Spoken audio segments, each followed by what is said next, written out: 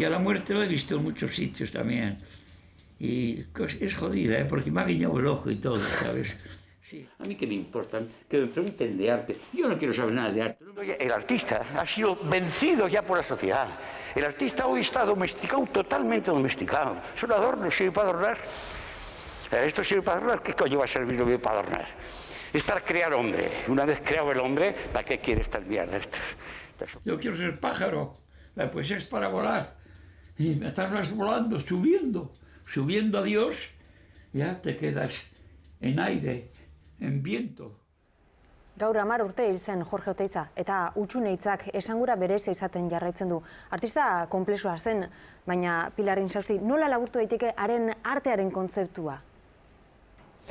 Ez da lan erresa, aportazioa handia egin zion arteari eta pentsamolde asko eta anitzeko gizon poliedrikoa izan zen, eta hortaz abanguardiakoa izan zela ere esan daiteke, baina modurik egokiena seguru asko bera ezagutzeko bere obra bisitatuz izan daiteke hemen, Altzuzan.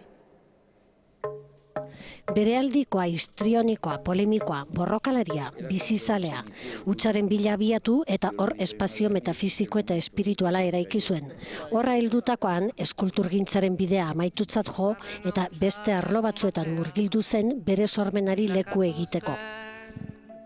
Euskal Arimaren bila historia aurreraino jo zuen. Hortik atera zen Kuosketan den Euskal Arimaren interpretazio saioa, gerraosteko belaunaldiei arnasa eman ziena. Ordurako Ameriketatik bueltan etorria zen. Handik, Ameriketatik ekarri zuen bizi guztirako maitasuna, Itziar Carreño, Buenos Aireseko Euskaletxean ezagutua. Behin eta berriz zapuztu zitzaizkion etengabe asmatzen zituen proiektuak. Arantzazuko 14 apostoluak eta pietatea ozta salbatu ziren. Besarkada batekin itxi zuen Txilidarekin zeukan haserrea. Besarkada mediatikoa simbolismoz betea, bi erraldoien arteko lehiatik haratago zijoana. Altzuzan aterpetuta 70ko hamarkadatik aurrera, Nafarroari utzi zizkion bere funts guztiak. Egun gutxi batzuk falta izan zitzaizkion, bere ondarea gordetzen duen museoa nola zabaltzen zen ikusteko.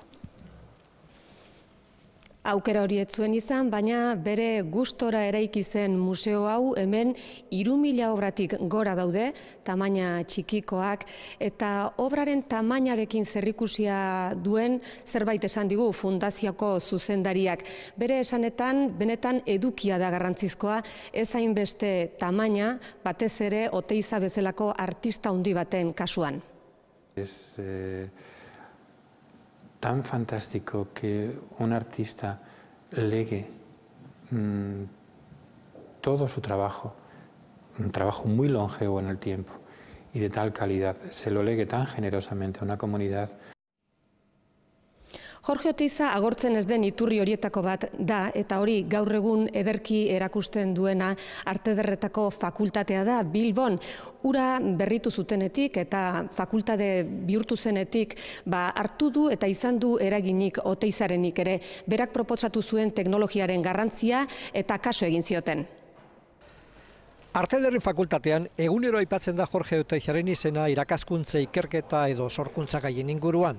Berak egiten zituen moduko eskulturak kopiatzeko baino, bere ideologiatik edo bere artea ulertzeko modutik sortzen diren artelanak egiteko dela baliogarri Oteiza. Eskultura departamentoan bereziki Oteizaren artelan eta espazio publikoen arteko harremana aztertzen dute. Como las generaciones se van incorporando. Eta azaldu digunez, belaunaldi berriak haren interpretaziora nola hurbiltzen diren frogatu dute. Son estructuras psíquicas que Jung denominó como arquetipos. Entonces, Oteiza no llamaba... Dioskunez, Jung, psikoanalistaren oinarrizko arketipoen teoria, Oteizak mitologizazioaren bidez egokitu egin zuen bere pentsaera eta lanetara. Oteiza fakultatearen lehen egunetan gonbidatu zuten bertara. Etorri izan bera, esan bezala, ia komando bat bezala, eta gauza bat berak esan zuena da, ikusentzunek eta tresneri berriak, hau da, teknologia berria sartu behar zirela artean, eta arte eskola batean. Orduko ideia hura burutuz, datorren ikasturtean, Arte Ederren fakultateak arte eta teknologia deituriko esparru berri hauxe irekiko du.